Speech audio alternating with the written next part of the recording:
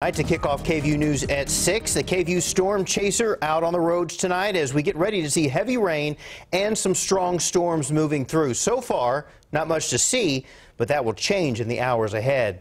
Hi, everybody. I'm Mike Rush. I'm in the Storm Center with Chief Meteorologist Albert Ramon. What are we expecting to see tonight, Albert? Well, we have a severe thunderstorm watch, so hail and damaging winds a possibility. But the primary threat tonight, because we have so much moisture in our atmosphere, is actually flash flooding. And that's why we also have a flash flood watch until tomorrow morning. Here's who's included in the severe thunderstorm watch until 11 p.m. The entire metro, the entire hill country, and much of our eastern counties. The exception is Fayette County. But everyone from the hill country to the metro to eastern counties under this flash flood threat. Flash flood watch in effect until 7 a.m. on Tuesday. Here's what we're working with. A lot of moisture, instability right on top of us. A front that is just now nosing its way into the northern hill country will be the focus of scattered to numerous showers and thunderstorms starting later this evening and in the overnight. This activity that's up in Williamson County right now between Round Rock and Georgetown and not too far from Jarrell is non-severe, but these downpours just a preview of things to come. So not only a severe weather threat, 1-inch hail, damaging winds possible, but a flash flood threat. We're talking street flooding,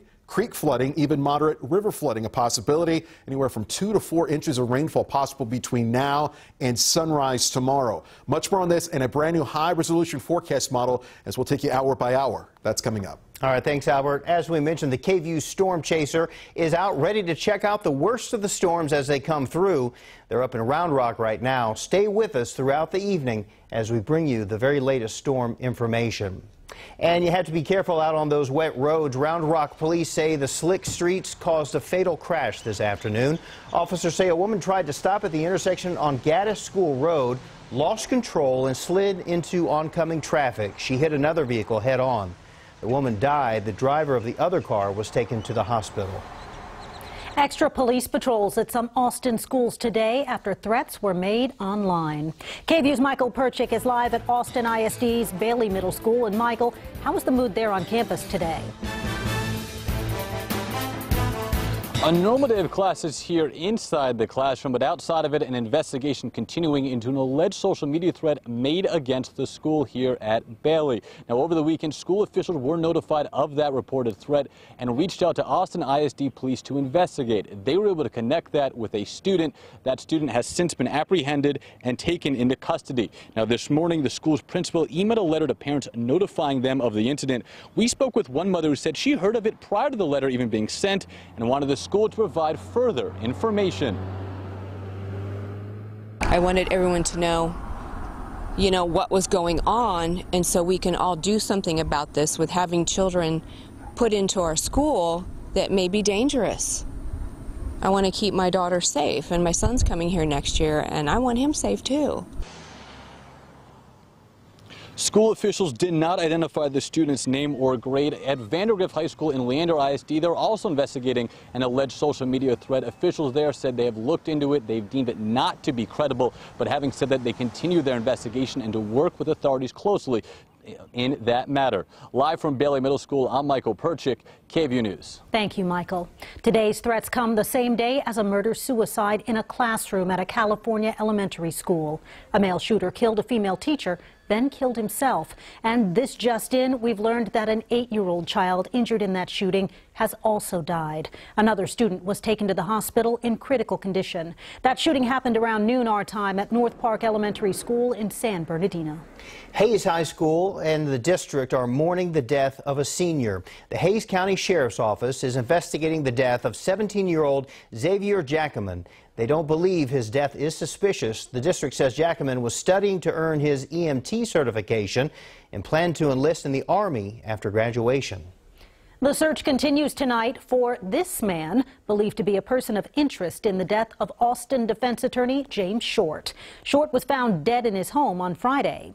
Travis County Sheriff's investigators say the person of interest may be driving a tan 1999 Chevy Suburban with Texas plates DRW 3438.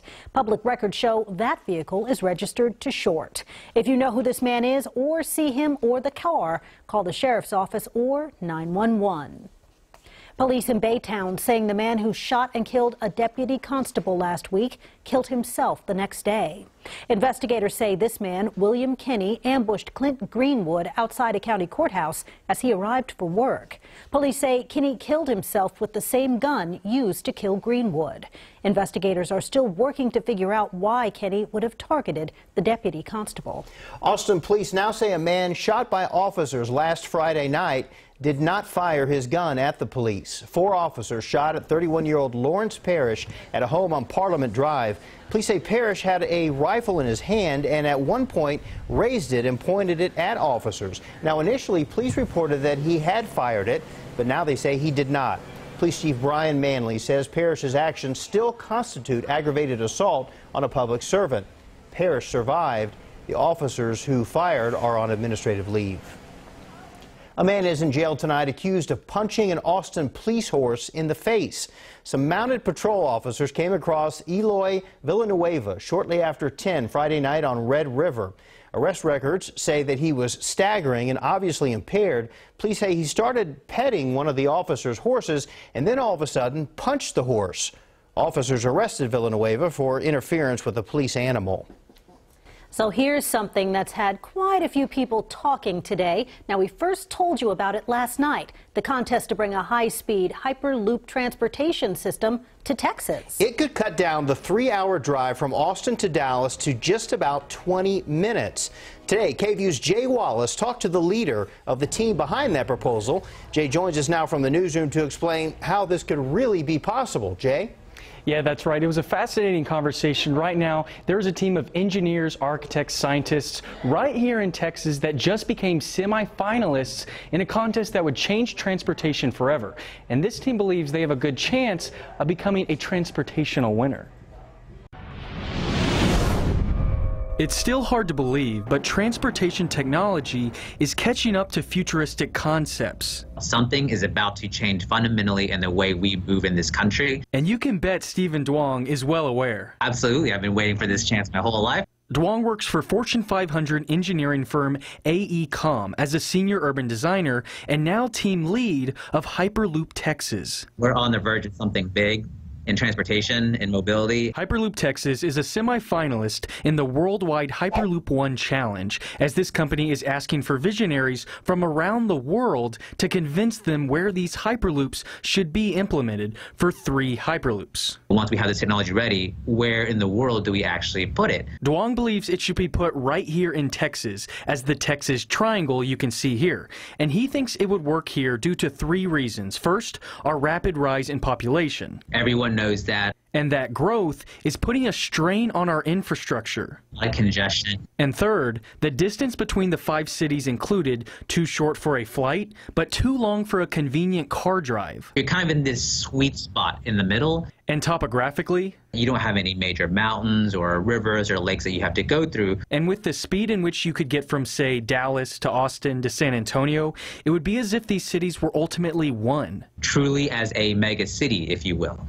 And yes, anytime a new technological direction is proposed, there is skepticism, there is doubt. But Duong feels confident in his team's chances of winning, and the likelihood of this becoming a reality. I think 10 years from down the road, we're going to be like, man, those guys thought this was a crazy idea, but everyone's riding in Hyperloops these days. Well, it was certainly fascinating to think about, and there was a lot more to this story, including how transportation of freight could be completely changed, and the businesses across the state that have already partnered up with Hyperloop Texas. To get a more in-depth look at this team, you can visit our website at KVUE.com.